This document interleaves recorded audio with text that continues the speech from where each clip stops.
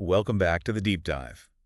Look, if you're an experienced pro, deep in the trenches of telecom design, low voltage installs, maybe data center layouts, this one's specifically for you today. Yeah, absolutely. We're talking RCDD certification from BICSI, how to get there if you're already working in the field, right? Exactly. We're not starting from square one here.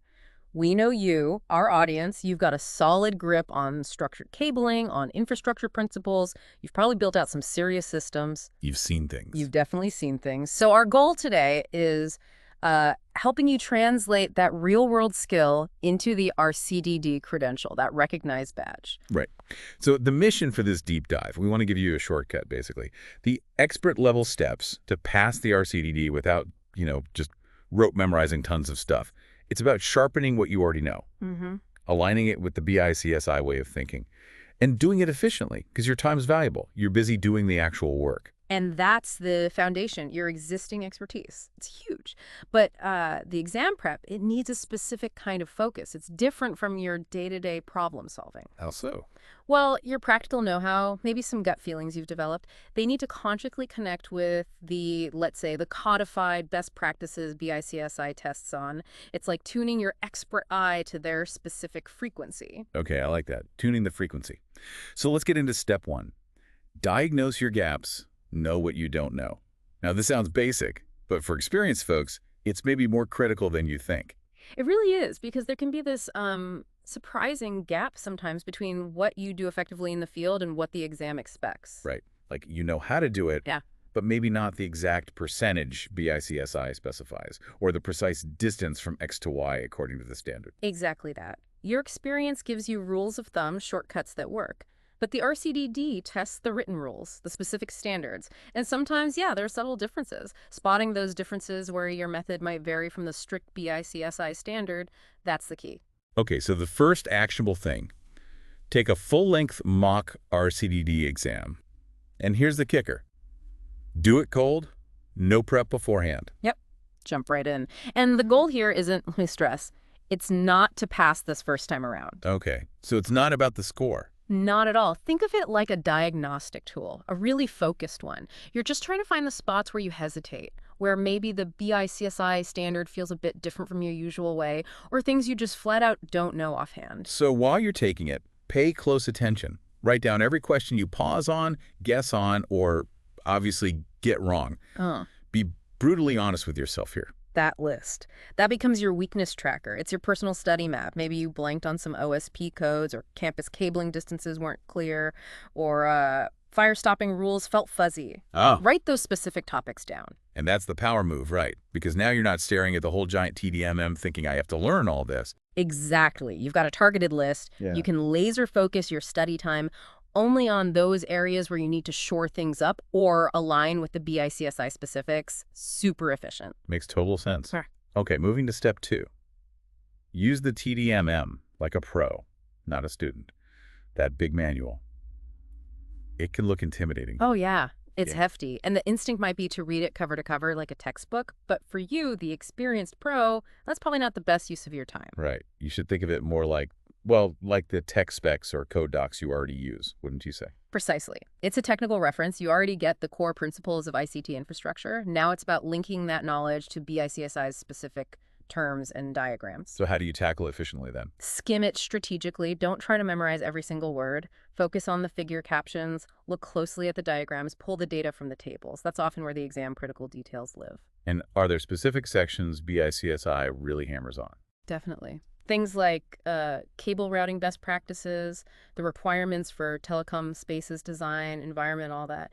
Bonding and grounding, always huge. Fire stopping, critical. And labeling standards, those come up a lot. Gotcha. So as you're looking at those sections, you need to connect it back to your own work. Yes, constantly. Think about your last project. That telecom room you designed, how does it stack up against the TDMM guidelines? That backbone you installed, did the methods align perfectly with what BICSI recommends? So you're asking yourself, is my usual way the BICSI way? Exactly. Ask yourself, would the exam accept my typical field solution? Because sometimes, let's be honest, the standard is a bit more idealized. Right, the real world gets messy. It does, and your skill is navigating that mess. But for the exam, you need to translate that practical skill into the, let's say, the textbook perfect answer derived from the TDMM. Okay, that's a key distinction. Translate field knowledge into TDMM answers. All right. Step 3, structure your study schedule like an engineer, because nobody has endless hours. Especially not busy professionals. So this is about being systematic, efficient, consistent progress. So what's the magic formula? Well, we like the expert study formula. Aim for about 45 minutes a day, maybe 5 days a week. That consistent, shorter burst is usually way better than trying to cram for hours on a Saturday and burning out. Consistency over intensity. Makes sense. And don't just read randomly. No. Cluster your topics, study related things together. It helps build connections. So maybe one week you focus only on telecom spaces and pathways. Okay. Next week, maybe grounding, OSP, and bonding. They're all related, right? Right. Then maybe week 3, you hit fire stopping, codes, and labeling. Grouping makes it stick better. And mix in some practice testing. Absolutely. Do a weekly 25-question simulation. Treat it like a mini exam. Time yourself. It keeps you sharp on the format and checks your recall. What about study aids? People learn differently. Good point. Visuals help a lot of people. Make one-page summaries. Use a whiteboard to draw connections. Flashcards are great for quick recall terms, numbers, acronyms. Physical or digital flashcards? Either works, whatever suits you. And hey, gotta commute. Record yourself explaining tough topics and listen back. Use that downtime. Smart. So the goal here is what? Compress the important stuff. Yeah, compress the high-value info into a review process you can actually stick to. You're refining, not learning from scratch. You're leveraging that expertise you already have. Okay, crucial step coming up. Step 4. Train for the exam environment.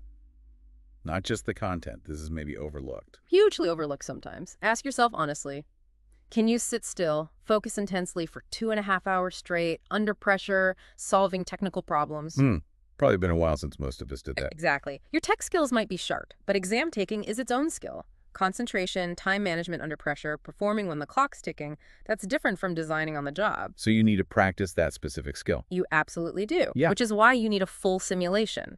A 100-question mock exam timed strictly 150 minutes. And really simulate it, right? No cheating. No breaks, no looking at notes, no music, just you and the test, like the real deal. And track your timing. Meticulously. How long per question? Where did you second guess yourself? After you finish, look at the, say, top 10 questions that took you the longest. Why the slowest ones? Because those often point to your mental friction points. Yeah. Areas where maybe your understanding isn't quite smooth or you lack total confidence. It helps you fine-tune even further. Ah, okay. So this whole process builds exam stamina. Precisely. The ability to stay focused and perform consistently under pressure, it's just as vital as knowing the material itself. All right, brings us to the home stretch. Step 5, the final 10-day review strategy. This feels critical. It is. These last 10 days can really sharpen you up, or if you panic and cram, they can actually hurt your performance. So no all-nighters trying to learn new stuff. Definitely not. Think of it like an athlete's taper plan before a big race. The heavy lifting, the main learning, that should be done. Now it's about getting mentally sharp, finding your rhythm. Okay, so what's this 10-day taper look like? First 5 days, days 1 to 5, keep it light, quick review across all the key areas. Use your flashcards daily, physical, digital, whatever. Maybe watch some short video summaries if that helps. Keep it passive reinforcement. Light review, flashcards. Got it. Then what? Days 6 through 9, you ramp up the simulation slightly. Take a full mock exam every other day. Okay. And after each one, do a detailed review of the answers. Not just the ones you got wrong. Look at the right ones, too. Why were they right? Reinforce it. Also, maybe build a little cheat sheet. Just key formulas, concepts, things you want fresh. Final cheat sheet. Okay. And day 10, the day before. Day 10 is about calm confidence. Do maybe a short 25-question warm-up quiz just to get your brain in gear. Look over your cheat sheet lightly, but mostly. Relax, get good sleep. Absolutely no last-minute heavy cramming. Avoid the panic cramp. Avoid it like the plague. The goal of this whole phase isn't learning new things. It's mental sharpness, exam rhythm, confidence. You've done the work. Now just get ready to perform at your best. Okay, let's wrap this up. To everyone listening, You are not starting from zero here. You're already doing this work. That's the core message. You design complex systems, you solve tough problems in ICT infrastructure every day, you have the knowledge, you have the experience. RCDD, it's not what makes you a professional. It's the validation. It's the proof, recognized globally, of the high level you're already operating at. And that proof has benefits. Oh, absolutely. It gives you leverage. Career advancement, salary potential, bigger roles on major projects. It signals to clients, employers, peers. This person knows their stuff to a certified standard. It's that respected benchmark of excellence. Exactly. So our message is go for it. Take action. You're building on a really strong foundation. Use that same expert mindset you use on the job for your preparation. And hey, if this deep dive helped clarify things for your RCDD path, do us a favor, like, comment, subscribe. Let us know your exam date in the comments or what challenges you're hitting. We want to hear about it. Yeah, definitely. And check the description too. We'll link some resources, good flashcard decks, TDMM breakdown stuff curated to help you speed things up and focus right. Thanks for tuning into this deep dive. Now go prepare smart and become that certified RCDD expert the industry needs. You've got this. And one last thought to leave you with. As you go into this final prep phase, think about how getting the RCDD won't just validate where you've been, but how it's going to help shape your impact on the ICT industry going forward.